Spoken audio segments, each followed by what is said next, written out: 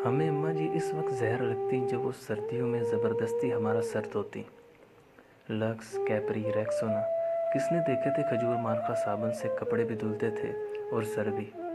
आंखों में साबुन कांटे की तरह चुभता और कान अम्मा की डांट से लाल हो जाते। हमारी ज़रा सी शरारत पर अम्मा आग बगोला हो जाती और कपड़े धोने वाला डंडा उठा लेती जिसे हम डुन्नी कहते थे। लेकिन मारा कभी नहीं। कभी ऐन वक्त पर दादी जान ने बचा लिया, कभी बाबा ने, और कभी हम ही भाग लिए। गांव की रौनकों से दूर ऐन फसलों के बीच हमारा डेरा था। डेरे से डंडी पकड़कर गांव जाना अम्मा का सबसे बड़ा शॉपिंग टूर हुआ करता था, और इस टूर से महरूम रह जाना हमारी सबसे बड़ी बदनसीबी। अगर कभी अम्मी अकेले गांव चली जाती तो वापसी पर हमें मरुंडे से बहलाने की कोशिश करती। हम पहले तो नन्हे हाथों से अम्मा जी को मारते, इनका दुपट्टा खींचते, फिर इनकी गोद में सर रख कर मुँह फाड़ फाड़ कर रोते। कभी अम्मा गांव के साथ ले जाती तो हम उछलते कूदते खुशी खुशी इनके पीछे पीछे भागते। शाम गए जब गांव से वापसी होती तो हम बहुत रोते। हमें गांव अच्छा लगता था। माँ, हम गांव में कब रहेंगे? मेरे सवाल पर अम्मा वहीं घिसा पिटा जवाब देती, जब तू बड़ा होगा, नौकरी करेगा, बहुत से पैसे आएंगे, तेरी शादी होगी, वगैरह वगैरह। यूं हम माँ बेटा बातें करते करते तारीख डेढ़े पर आन पहुँचे। मुझे याद है गांव में बाबा मुजफ्फर के यहाँ शादी का जश्न था। वहाँ जलने बुझने वाली बत्तियाँ भी लगी थीं और पटाखे भी फूट रहे थे। मैंने माँ की बहुत मिन्नत की कि रात इधर ही ठहर जाते हैं, लेकिन वो नहीं मानी। जब मैं माँ जी के पीछे रोता रोता गांव से वापस आ रहा था तो नीयत में फितूर आ गया और चुपके से वापस गांव लौट गया। शाम का वक्त था। माँ को बहुत देर बाद मेरी गुमशुदगी का अंदाज़ा हुआ। वो पागलों की तरह रात के अंधेरे में खेतों में आवाज़ें लगाती और डेरे से निकलकर गांव तक हर कोने में लालटेन लटका कर झांकती रहीं। रात गए जब मैं शादी वाले घर से बाज़याब हुआ तो वो शेरनी की तरह मुझ पर हमलावर हुई, और इस रात अगर गांव की औरतें मुझे ना बचाती तो अम्मा मुझे मार ही डालती। एक बार अबू जी अपने पीर साहब को मिलने सरगोदा गए हुए थे। मैं इस वक्त 6 साल का था। मुझे शदीद बुखार हो गया। अम्मा जी ने मुझे गर्म चादर में लपेट कर कंधे पर उठाया और खेतों से गुजरती 3 किलोमीटर दूर गांव के अड्डे पर डॉक्टर को दिखाने ले गई। वापसी पर एक खाले को फलांगते हुए वो खेत में गिर गई, लेकिन मुझे बचा लिया। इन्हें शायद घुटने पर चोट आई थी।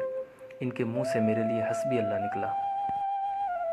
ये वाक़या मेरी ज़िंदगी की सबसे पुरानी याददाश्तों में से एक है। यकीनन वो बड़ी हिम्मत वाली खातून थी और आखिरी सांस तक मेहनत मुशक्क़त की चक्की पीसती रहीं। फिर जाने कब मैं बड़ा हो गया और अम्मा से बहुत दूर चला गया। साल भर बाद जब घर आता तो माँ गले लगाकर खूब रोती, लेकिन मैं सबके सामने हंसता रहता। फिर रात को जब सब सो जाते तो चुपके से माँ के साथ जाकर लेट जाता और इसकी चादर में मुंह छुपाकर खूब रोता। माँ खेत में चारा काटती और बहुत भारी पंड सर पर उठाकर टोके के सामने आन फेंकती। कभी कभी खुद ही टोके में चारा डालती और खुद ही टोका चलाती। जब मैं घर होता तो मकदूर भर इनका हाथ बटाता। जब मैं टोका चलाते चलाते थक जाता तो वो शरगोशी में पूछती, बात करूं तुम्हारी फलां घर में? वो जानती थी कि मैं पैदाइशी आशिक हूँ और ऐसी बातों से मेरी बैटरी फुल चार्ज हो जाती है। फिर हमने गांव में ही घर बना लिया और माँ ने अपनी पसंद से मेरी शादी कर दी। मैं फैमिली लेकर शहर चला आया और माँ ने गांव में ही अपनी अलग दुनिया बसा ली। वो मेरे पहले बेटी की पैदाइश पर शहर भी आईं। मैंने इन्हें समंदर की सैर भी करवाई।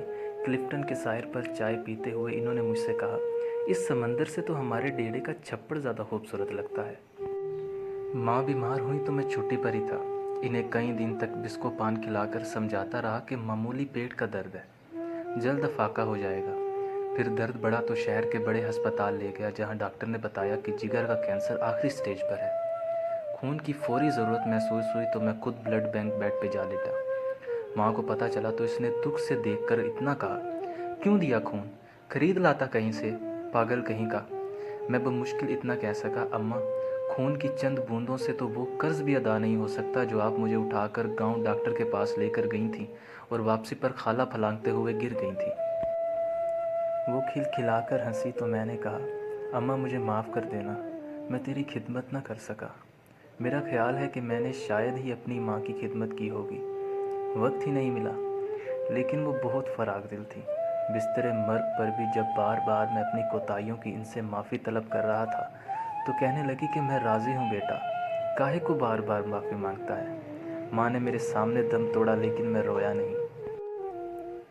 دوسرے دن سر بھاری ہونے لگا تو قبرستان چلا گیا اور قبر پر بیٹھ کر منہ پھاڑ کر رویا۔ ماں سے بچھڑے مدت ہو گئی، اب تو یقین بھی نہیں آتا کہ ماں کبھی اس دنیا میں تھی بھی کہ نہیں۔ آج بیت اللہ کا طواف کرتے ہوئے پٹھانوں اور سوڈانیوں کے ہاتھوں فٹ بال بنتا بنتا جانے کیسے دیوار کعبہ سے جا ٹکرایا۔ یوں لگا جیسے مدتوں بعد پھر ایک بار ماں کی گود میں پہنچ گیا ہوں۔ وہی سکون جو ماں کی گود میں آتا تھا، وہی اپنائیت، وہی محبت جس میں خوف کا عنصر بھی شامل تھا۔ اس بار منہ پھاڑ کر نہیں، دھاڑے مار مار کر رویا۔ 70 ماؤں سے زیادہ پیار کرنے والا رب کعبہ اور ہم صدا کے شرارتی بچے۔